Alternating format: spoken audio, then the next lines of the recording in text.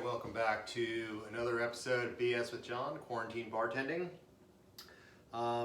So today we are going to talk about making cocktails with what is arguably the king of wines, champagne. So, as you probably are all aware, champagne is a French sparkling wine. It comes from the Champagne Valley in France.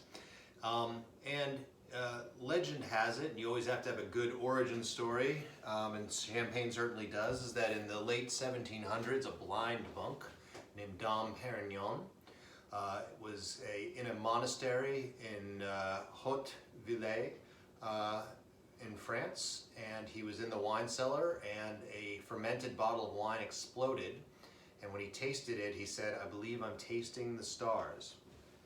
Now, whether or not that's true or not, it's still a pretty good origin story. And then the famed champagne distiller or champagne maker Moët Chandon bought the monastery in 1794, and in 1921 they named their flagship wine Dom Perignon. So, what I'm going to do for you today is show you how champagne can become an integral part of a number of cocktails. So I'm going to actually do three. We're going to do the traditional champagne cocktail, which was invented in New York City in the early 1900s. Then we're going to do a riff on a classic, the French 75, which is a champagne and gin based cocktail.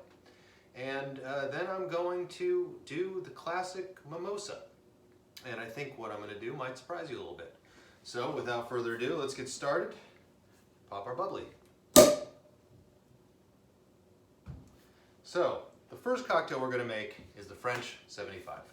So, French 75 is gin, lemon juice, simple syrup, and champagne. But we're going to do a little riff on that, and we're going to add elderflower liqueur, which is kind of a sweet wine-like liqueur. So, start with our gin. I'm going to do 2 ounces of Hendrick's gin. And Hendrick's pairs nice with the elderflower because Hendrick's itself is very floral and it sort of has a cucumber flavor to it. Then we're going to do 2 ounces of the elderflower.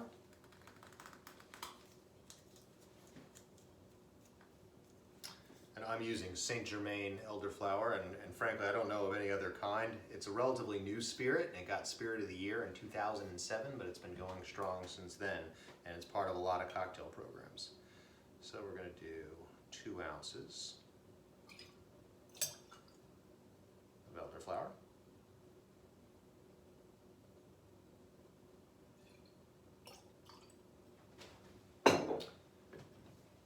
Half an ounce of simple syrup.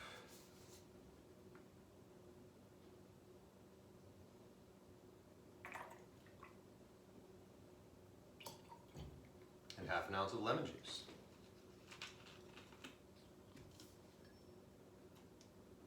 And it's always better, of course, if you can use fresh lemon juice, but if you're making a lot of drinks or you're just lazy like me, lemon juice from the store works perfectly well. So we're going to take that, and I'm just going to put that out here. The next cocktail we're going to make is called simply the champagne cocktail. And it can be made one of 2 ways. So the champagne cocktail can be made and starts with a sugar cube. So we're going to put 1 sugar cube into our flute. And it can be made one of 2 ways. You can take the sugar cube and you can douse it with Angostura bitters, which I'm going to do here. And then just simply add champagne. But the way I like to make it, and the other way that is traditional, is to add an ounce or a bar measure of brandy. So I'm going to add 1 ounce of cognac to my glass.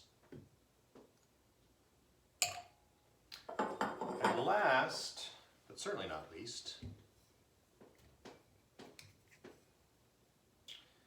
is the cocktail that everybody knows as the Mimosa, But what most people don't quite realize is that what they actually think of as mimosa, which is orange juice and champagne, is actually called a Buck's Fizz.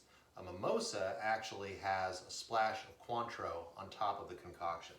So, but for the starters of our mimosa, we're just going to fill a champagne glass or flute about 1/5 of the way up. Might be a little much.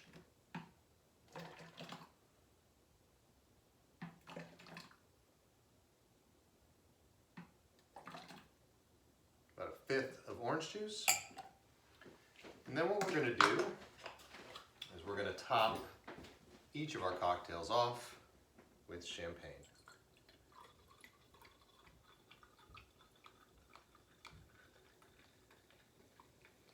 So for my Elderflower riff on the French 75,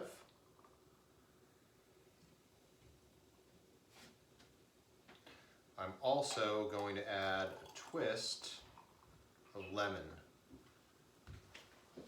to give it a little extra fragrance. And again, the purpose of using fruit rind, citrus rind, or a twist is because the oils kind of infuse the drink and really, you really get the fragrance with every sip. So it's sort of the nose of the drink. So there's my twist for the French 75. You'll notice with my champagne cocktail, the champagne is dissolving the sugar, so we're going to want to give that a little top off.